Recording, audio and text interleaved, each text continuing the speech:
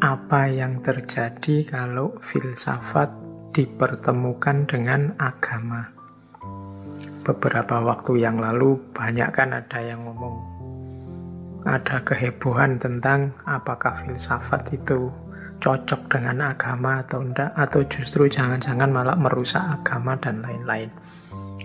Jadi ada seorang tokoh namanya Rob Fisher yang punya teori ketika kita mendekati agama dengan jalan filsafat, ada beberapa kemungkinan yang bisa muncul.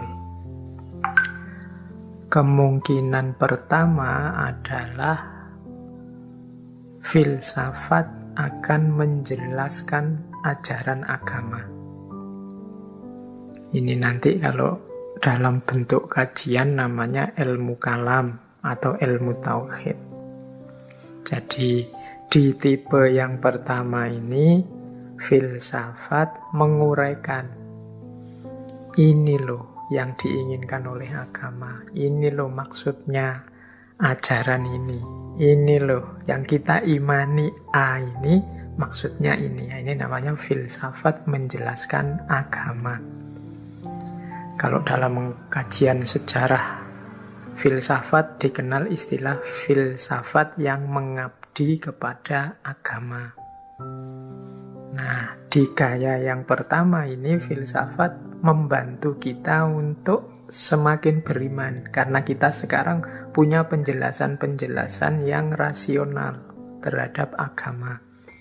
Yang kemarin kita imani saja, percaya saja, sekarang kita ngerti argumennya. Nah, ini gaya pertama, filsafat menjelaskan agama. Ada gaya kedua. Gaya kedua ini nanti mungkin yang banyak tidak disukai, yaitu filsafat merumuskan sendiri ideal-ideal keagamaan, atau mungkin bahasa kasari filsafat jadi kayak agama sendiri. Ini kalau teman-teman mahasiswa filsafat nanti ada materi namanya filsafat ketuhanan. Nah, itu isinya filsafat merumuskan sendiri ideal-ideal keagamaan. Oh ya, kalau Tuhan itu harusnya bla bla bla bla. Kalau ini itu harusnya ini. Jadi ada norma-norma kefilsafatan untuk merumuskan ideal-ideal agama. Nah, ini kadang-kadang tabrakan dengan ajaran-ajaran agama yang sudah diyakini sebelumnya. Tapi ya tidak selalu, kadang-kadang ya cocok, tapi kadang-kadang ya tabrakan. Beberapa saling kritik antar para filosof muslim, misalnya Imam Ghazali mengkritik Ibnu Sina dan Al-Farabi, nanti Imam Ghazali dikritik oleh Ibnu Rus dan seterusnya. Itu melibatkan ini antara filsafat yang menjelaskan agama dan filsafat yang merumuskan sendiri ideal-ideal keagamaannya. Nah, jadi mungkin orang yang kemarin tidak suka filsafat masuk ke ranah agama karena dianggap merusak keimanannya, itu filsafat yang jenis kedua ini. Tapi ini nanti ureannya panjang ya, dan kemarin saya lihat sudah sangat banyak orang yang menjelaskan bahwa filsafat itu tidak haram kok, filsafat itu banyak manfaatnya. Saya tidak perlu mengulang-ulang, teman-teman pasti sudah dapat ini sebelumnya. Jadi itu ya gaya kedua. Masih ada lagi gaya ketiga. Gaya ketiga ini filsafat memberi ruang kepada agama. Filsafat memberi ruang kepada agama itu contohnya misalnya Immanuel Kant. Katanya Immanuel Kant, agama dan filsafat ini dua hal yang beda ranah. Jadi beda wilayah kajian. Kalau filsafat dasarnya rasio, akal, sementara agama dasarnya percaya keimanan. Filsafat butuh yang rasional, natural, empiris. Kalau agama butuhnya keimanan, bahkan yang supranatural dan hal-hal yang esoteris. Esoteris itu hal-hal yang metafisik di luar jangkauan materi. Nah, katanya Immanuel kan dijelaskan seperti apapun susah untuk menguraikan keimanan agama, keimanan terhadap eskatologi, keimanan terhadap Tuhan, malaikat, akhirat, dan macam-macam. Itu tidak gampang untuk dijelaskan dengan filsafat karena memang ranahnya beda.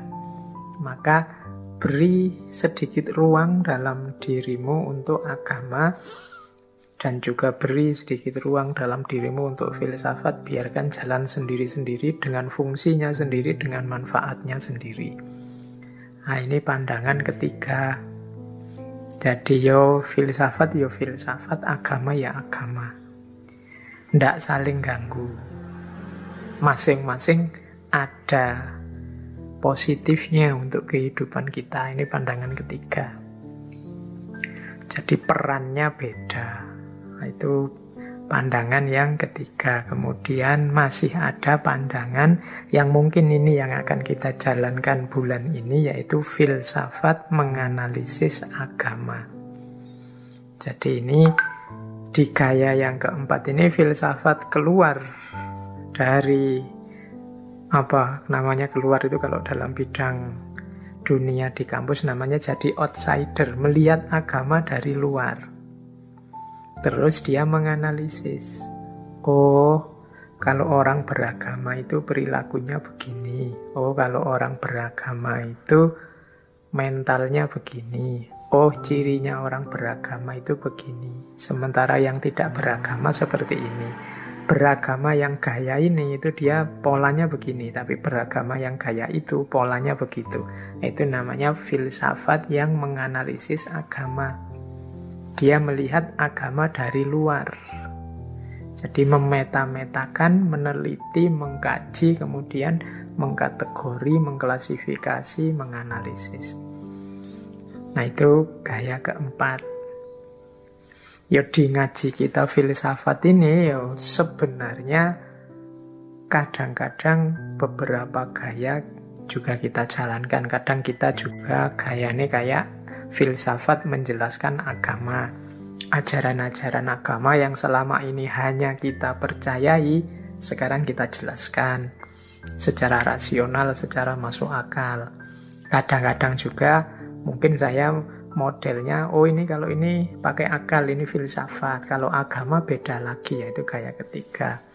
Kadang-kadang kalau pas tokoh tertentu, dulu mungkin kita ada sesi tentang kejahatan, sesi tentang argumen orang ateis atau argumen orang yang beriman dan macam-macam. Itu banyak gaya filsafat ketuhanan, filsafat yang merumuskan sendiri ideal-ideal keagamaannya. Dan yang mungkin bulan ini akan kita jalankan, kita filsafat yang menganalisis agama. Yang dianalisis apa? Nah, bulan ini kita menganalisis pengalaman beragama. Bagian jiwanya agama.